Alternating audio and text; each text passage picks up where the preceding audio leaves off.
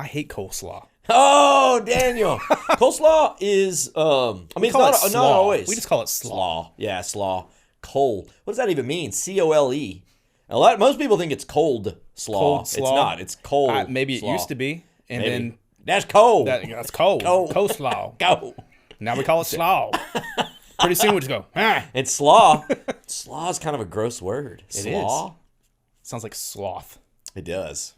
It does. Really sewage. analyzing it reminds me this. of sewage. Like, well, slaw. Like, hey, go trudge through the slaw. Like, you need mud boots for that. Well, howdy, fellow Texans, ladies and gentlemen, people all across this great world, but mostly in the state of Texas, at least I think. Every now and then we get some listeners in Germany, so a lot of German ex-Texans. We met some from Mexico. We did. So more on that in a little bit, but you're listening to the Daytripper Podcast. It is February 2022. My name is Chet Garner. Welcome to the Daytripper Podcast. I am joined by my co-host, Daniel Meese. Hey. Hanging out over here on the cool couch. And so let's talk some Texas. So first off, we'll give a shout out to our store and sponsor, the Daytripper World Headquarters. Thank you guys so much for a fantastic Christmas season. But we are offering, as always, 20% off to podcast listeners. So if you type in the coupon code podcast, 20% off of the Daytripper store. So go to thedaytripper.com, find our shop. We got Texas shirts, hats. We got a bunch of cool stuff on there. Some stuff that 20% off. I don't think you're going to find that anywhere else. 20% off on the internet. Hey, you got one of those shirts right now. Yes, I do. For those watching the video podcast, I think we're down to like two of this shirt left because it was popular over Christmas. But we're printing more. We're printing more always, and we're always changing it up. So y'all go check out our store. All right. So it is February. We're a month in to 2022. One thing I said we were going to talk about, but we missed our January podcast. Well, there's a lot of reasons, but we were going to talk about bucket lists, our bucket list for 2022. So one thing I like to do at the beginning of every year is sort of set my goals, my intentions, like, okay, where do I want to travel? Not just abroad, I do leave Texas on occasion. Shh, don't tell anybody. But like in Texas specifically, where do I want to travel that year? Maybe a getaway with Laura, maybe a getaway with the family, maybe a solo Chet versus the Wild West day trip by myself, just to like stand on the edge of canyons and stare at sunsets. I've never actually done that. Actually, no, you have. I'm pretty sure I have video of you staring into oblivion. Yeah, but you were there videoing me. Okay, I'm so talking about technically just you weren't alone. Yeah. So I wasn't alone. Do you like the idea of traveling by yourself? I have traveled by myself before. It's a little nervous. Like you're a little nervous in the beginning. Yeah. But once you're doing it, it is kind of like, wow, this is cool. Like, and I'm thinking more of like the backpacking adventure kind of stuff. Travel. Yeah. That's Yeah, cool. When you get away and you're actually in the wilderness, for example. Yeah, like legit by yourself. Yeah. That would terrify a lot of people. It There's would. A lot of people would never, ever do that. I've gone and eaten by myself plenty of times. Because I'm always like, maybe I'm road tripping to go do a speaking thing, or maybe I'm road tripping to like, I've got little jobs that pop up all over the state. And so a lot of times I'll be by myself and I'll whine. I guess that's a lone day trip, but it's with a purpose. It's not like Chet just went off to get lost. But I'll swing out, a lot of times, like I drove to Lubbock this fall. I stopped at as many little places as I could just to hop out and see like, hey, what is this place as good as advertised? Is the burger any good? Or, sometimes I've never even heard of it. And like, I didn't even know this was here. Let's try their beef jerky. You find the hole in the walls. Yeah, exactly. That's how you find them. I gotta say, I love how you followed up with me talking about Alone in the Wilderness with sometimes I eat by myself. They say you should be your own best friend, and you get a lot of windshield time on the road. You get a lot of time to be alone with yourself. So it helps. I think it helps. Anyway, bucket list. Your bucket list for 2022. My bucket list, like with the family, right? Oh, it could be anything. Well, I mean, there's a million things I want to do, but I've already been to Big Bend. both national and state parks. I want to take my family with me this time. Because I've been with the Daytripper. I've been for the show. I want to go and take my children and my wife, obviously, but my children are now 12, 11, and 5. I love it. And they're at a good age. I think it's great age. Yes, the 5-year-old, it's a little on the cusp. You better get good at throwing her on your shoulders. You know. And I don't know how many hikes we'll do, and that's we'll do like some of the stuff. There's some of the short hikes, cabins, right? But we've done some stuff before out in West Texas, and they loved it, and so that's why I'm like, I remember doing when you went out there. They begged me to take him to Big Ben, and I'm like, Big Ben isn't something you just casually stop in and then go back home. It's, you make a plan and you do it. It's a little out of the way. It's not really, let's just stop at Big Ben on our way to da-da-da. Like, it's on the way to nowhere. Yeah. No, Big Ben would be great. My bucket list thing is I've still got counties I haven't seen in Texas. Not many. I've got about 21. No, it's more 20. than you think. So for That's those actually watching less. the video podcast, this is the map I keep taped to my desk to remind me of where I have yet to go. They're highlighted and marked. But they're kind of, the reason I haven't gone to these is they're not on the way to anywhere. Some of those counties don't have major cities of any kind in them. No. Like, it's funny, this one county down on the coast, it's Jackson County, which is, I think it's Edna is the county seat. Edna, Texas. You know, it's like, it's not on the way to Port Aransas. It's not on the way to Galveston. It's not on the way to anywhere. So I'm going to have to just kind of go to Edna because it's time to go to Edna. Edwards County, you know, and then there's all these other ones that are east of McAllen, or west rather of McAllen, and then these other Maverick County. So I'm gonna go for 5. I set the bar reasonable. I'm going to try to check off 5 of these this year. So that means you were literally making a day trip to go to a county with no purpose other than to check it off the box. Exactly. But, you know, it also means I've never seen these counties, so who knows what I'll find. That's part of the beauty of it. Very true. Stumble upon the next great barbecue joint. You're just a day tripper, aren't you? Yeah, but that's going to take longer than a day trip, man. Yeah, it is. It's going to to get up to Ochiltree County, Hansford County. Would you have got that? If I said true or false, there is a Ochiltree County. Oh, only because I've been there, yes. You've been to Ochiltree? I've actually been to that one. I have not. Zavala County, I think we'd say yes. Zapata County, Red River. Wait, we got a few. I got a few. I'm probably sitting around like 200-ish, a little over 200 counties. Yeah. So I feel like I'm doing well, but I'm not where you're at. Well, that's close if you're over 200, because there are how many? 254. There you go. 254 counties.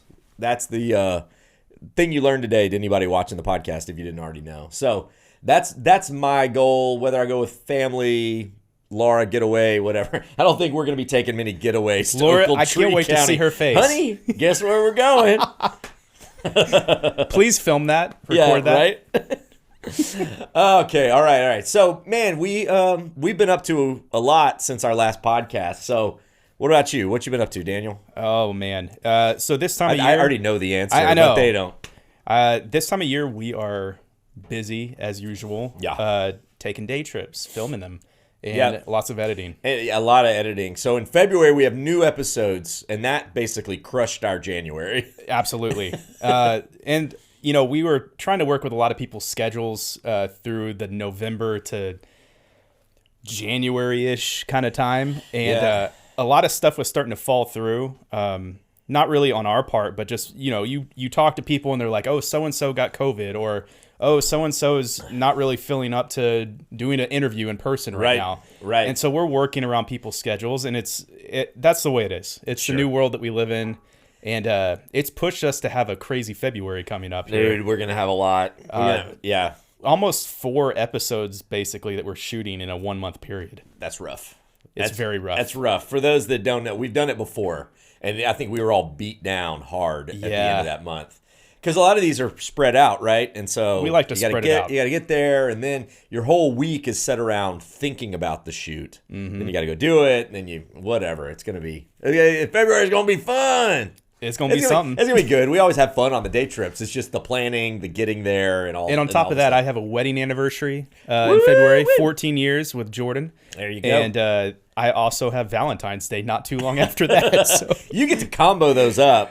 That's nice. Sometimes. I mean, here's the sad thing. Jordan's birthday is December 21st. Oh, yeah. And Laura's is 19th. Yeah, so she knows how it is. You can't we'll just combo a birthday with Christmas. Yeah. But at least the anniversary and Valentine's Day are both they're both the same theme. It's I love you, honey. It's I versus love you. You were born, Jesus was born. Those are different. Those are different celebrations. But the love you. I mean, when you planned your wedding, you knew it was sort of like Valentine's Day. I don't know what we were thinking, honestly. We were young, and we were just wanting to get married quick. Yeah, so let's do it. It is what it is. Here's something cool that I am doing, though, and actually this coming weekend, I'm going to be bottling at Garrison Brothers. Hey! And anybody can do it. All you have to do is sign up on their email list, but they've got like 20, 30,000 people on it. That's crazy. So as soon as you see that email that says, hey, can you do this? You say, yes, I can do it. It's Garrison Brothers, for those that don't know. Well, if you've ever seen the bourbon, it's dipped in wax. And there's no machine that does that. So they get people like Daniel to come out and be free labor and pay them in bourbon so that they'll happily dip the bottle. It's going to be cool, though. It'll be fun. I bet there's going to be a point, though, you're like, I think I'm done for the day. And you still got like 3 hours left of bottling. Like, happy anniversary, honey. Yes. She's going to be on a different part of the line. You're going to, like, look at her, like, before anybody says anything, I have to say, this was her idea. And as long as it was something she wanted to do and say, hey, this will be a fun anniversary thing. I think so too, honey. Let's do it. But you got 2 days of doing that. It's a Friday and a Saturday. That's going to be fun, though, man. So, but yeah, free food, free bourbon.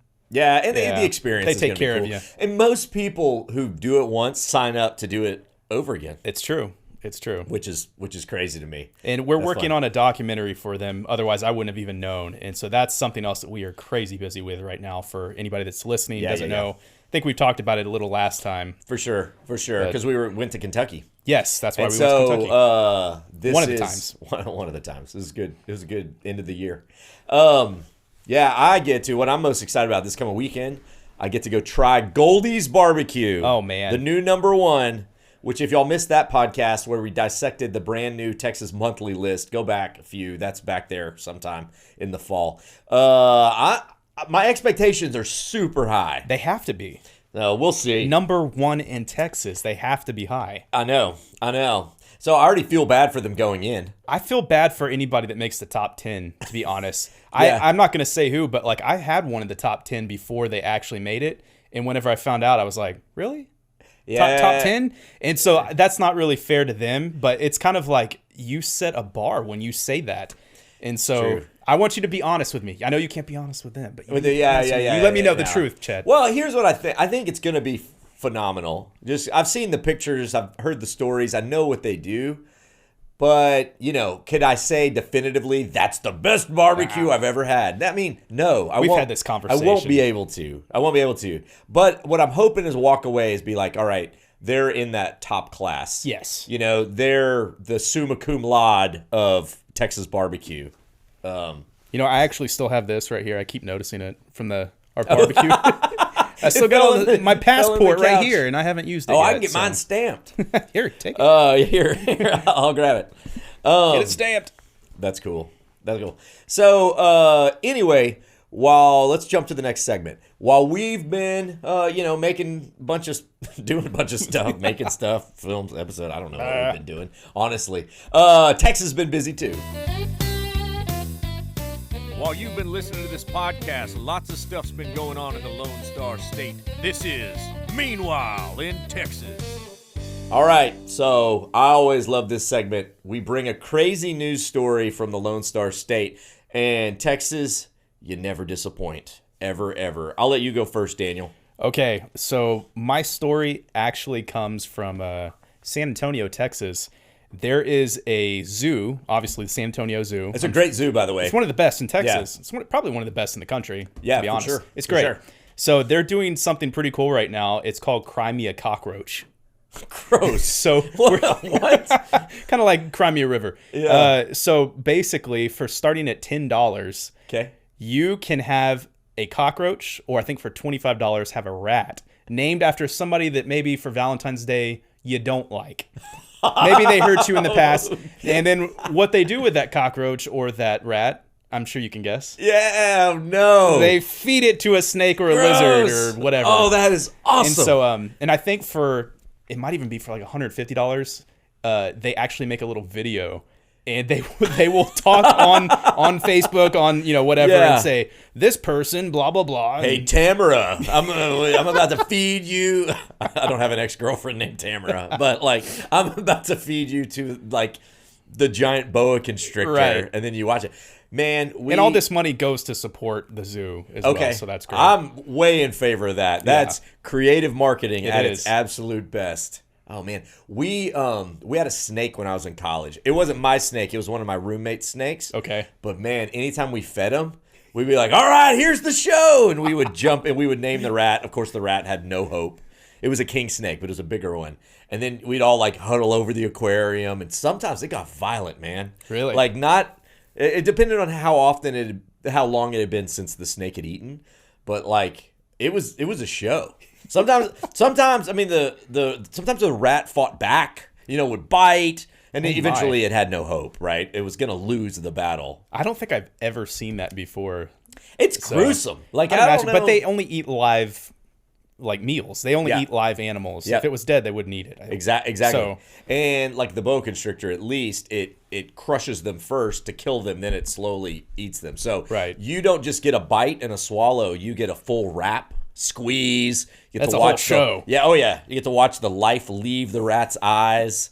And so it's like I'm sure there's some people listening that are loving this conversation. I know, right? Right? Sorry to y'all. You can I mean, when you're personifying the rat and envisioning your ex-girlfriend and watching or boyfriend die, I mean, that might motivate. There's some probably people. I bet you they're gonna have more ex-boyfriends than they are ex-girlfriends. Yes, if I had to guess, probably it's the guys who usually mess up, isn't it? This is true. Yeah, but you know, I don't know. It's also the guys who want to see something die. You know, like, hey, take it to her. Okay, that's funny. Take that, Karen. All right, listen. Karen and Tamara, two people who did us wrong. So anyway, listen to this story. This is absolutely crazy. So, of the plagues of the Bible. Well, Texarkana had its own version of that not too long ago. Not locust. Daniel, it rained fish. What? From the sky. So this happened at the very end of December. People in Texarkana started noticing there were fish falling from the sky. How's that possible? And then they started looking around the ground, and sure enough, like as a thunderstorm moved through, it was dumping fish out on the ground. Like picking them up and then there's video. Okay, so it's a strange phenomenon. It happens on occasion where you get a water spout over a lake. Okay. And so it's kind of like a really tight, isolated tornado. They kind of come down and then go up. They don't, leave a path of destruction. And so this thing had gotten over a lake. It had picked up all these tiny shad and then little youngling, fingerling bass. Picked them up, got over town, and dumped them all down. And so there's people walking around, fish on the ground. There's photos of them falling from the sky. That's just crazy. Bizarre. So the fish were about like 2 to 6 inches each. And there's stories of people like, all right, there's a thunderstorm, soccer practice is over, kicking fish as they walk off the soccer field. Oh my gosh. Man, it's stuff you only think of like that's the apocalypse. That's the end times. Oh, I'd freak out. If you saw animals falling from the sky, you better get right with the Lord right away. I mean, that's weird. That's crazy. Oh, wow. Crazy. So it happened December 29th. There's photos, there's videos, like I said, online. I'm going to have to look that up. One of the strangest things you'll ever see. I've heard of it happening before, but this time it happened in Texas. Of course. Why would it happen anywhere else? Exactly. It has to be Texas. I'm sure there's a video that has Billy Bob on it. Hey, my little fish. He went and got his rod and reel and he's casting it into the clouds like Ben Franklin, with the kite and the key. I'm going to catch the biggest bass ever caught out of a cloud. That's awesome. All right. Okay, so now let's fast forward to the next segment, the Texas Music Minute. This is where we bring you guys a new new music from an old artist. and share some great Texas music with y'all that we've found. So today we have a band called Jamestown Revival. Hey. And I picked this band because they were just in the end of our Green show. So one of the things Daniel and I have done is we filmed Green Texas episode. That was a fun one. Long time coming, too. Oh, gosh. Green is like one of those, we could easily put that in season 1. Yeah. And I just never did it until it was time. My thoughts was always, do I want to go in the summer and tube, or do I want to go and do something that people don't know about, which is in the winter, Texas Parks and Wildlife stocks the Guadalupe River with trout.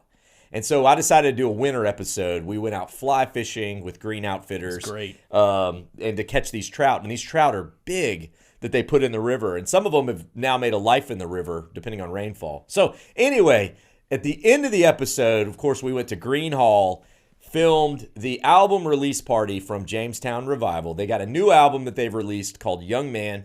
Came out this year, 2022. And if you don't know about Jamestown Revival, they're a phenomenal folk Americana type of band. But it's two guys, Clay and Chance. They grew up in Magnolia, Texas. And they have some super tight, folky harmonies, just absolutely phenomenal. And they put on a really great show in Green. And so I'm going to play the title track from their latest album for y'all. It's called Young Man. It's about aging. It's good. So the topic, a little sad, but it's a good song. I think y'all are going to like it. So here is Young Man by Jamestown Revival.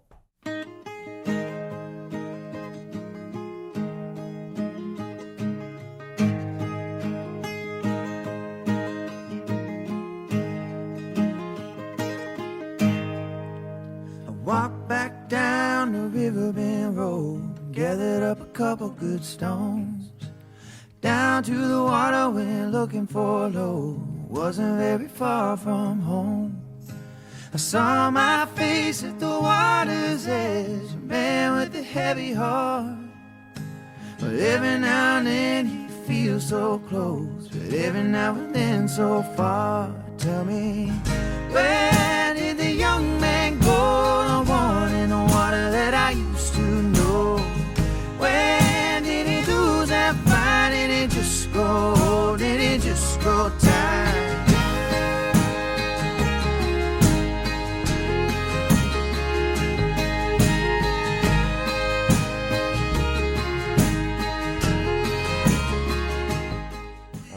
All right. It's a good tune, isn't it? You know what that reminds me of? What? Remember the movie Oh Brother, Where Art Thou? Oh, yeah. I am a man. Because that was really good folk. They had a lot of good folk. Good harmonies and stuff like that. So anyway, it's great music. Some of them get a little more foot stomping. Some of the songs get a lot more chill. It's a great album. Y'all go look it up, Jamestown Revival. If you hadn't heard of them, maybe you just learned about your new favorite band. They're really good. And if you get a chance to see them live, by all means, jump on it. Great stuff. Okay, here we go. Questions from the back seat. Are we there yet? Hey, can you pass me the snacks? When are we gonna stop? I gotta go. All right. So we got some awesome questions from you guys over the course of this past month. And also on Facebook, I asked y'all, and y'all brought it. So I got a few of them here, and we're just gonna answer them on the fly. You don't even know what these questions are. I didn't know we were doing questions. I hadn't thought about them. Yeah. So here we go. This comes from Tom Pryor in Denton. Evidently, he watched our barbecue episode. He says, the quality of barbecue meat across Texas is difficult for me to differentiate. Therefore, I choose barbecue restaurants based on the quality of their coleslaw and desserts. So, Chet, what are your top 3 picks for coleslaw and desserts? Oh my gosh.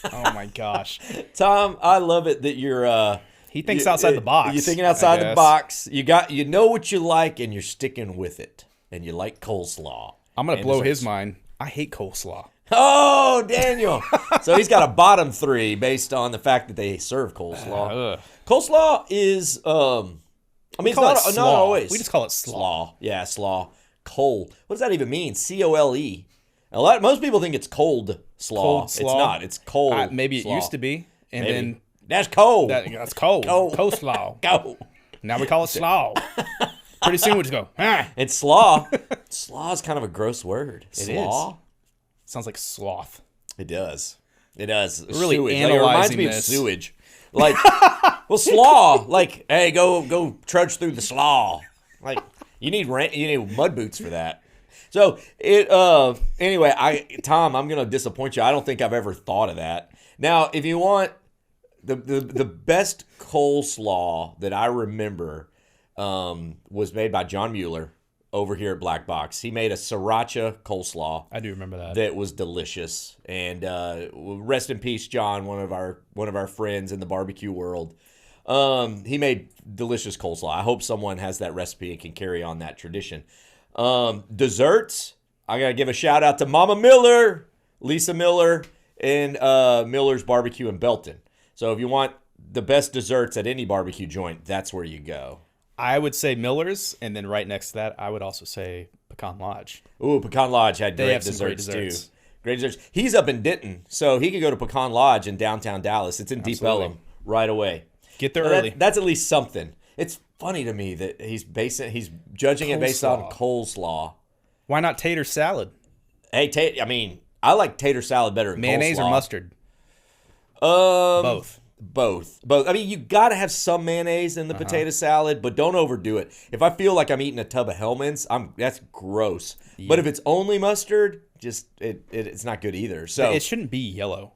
Yeah, you got to be yellow. Have you seen that where you get potato salad and it's like bright yellow? I like it when it's yellow. I like it. That seems like it's too much mustard for me. Well, it's all about ratios. Ratios are all important. All about ratios. It is important.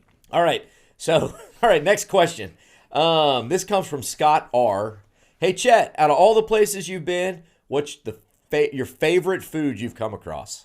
God, that's the impossible question, right? That's tough. When people ask, like, what's your favorite day trip? I got nothing. I will say there's a few things I've eaten that I dream about having in my hand right now. Like, there was a shrimp po' boy we had in Rockport from a little market called Albie's. Best shrimp po' boy I've had. That's excellent. What else? I could have a Perini Ranch steak in my hand right now. That'd be delicious. I would say a burrito from Mary's Tacos right now. Oh, burrito, right now. a homemade tortilla. Taco. Yeah. Okay, so there's three. Those are three phenomenal Excellent. things. You don't get much better than that. All right, and here's one about beaches. Kind of a similar question from Jennifer Kaylee and Renee King. It says, if you could pick a Texas beach to visit, which would you choose and why? Another one, this comes from Renee. New to Texas, living in Austin, could you recommend communities with fantastic beaches to go visit this spring, which middle-aged folks would enjoy? Ooh. So I guess she's like not looking for the spring break crowd.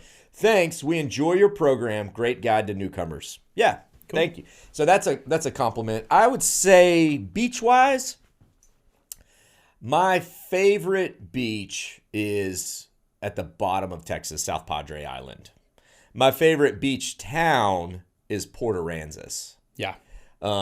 Best beach, South Padre. And you know what? Honestly, only small sections of it get real spring breaky. You know, like South Padre? Yeah, there's plenty of beach, even when the spring break crowd is there, that the spring breakers all want to get together and party. So they kind of concentrate next to the San Luis and all that. Yeah. Yeah, but if you kind of spread out, it's great. Absolutely. But Port Aransas is an awesome beach town to go visit. I love Port Aransas. Great restaurants there. And if you want like the super chill beach town, you go to like Rockport or Palacios.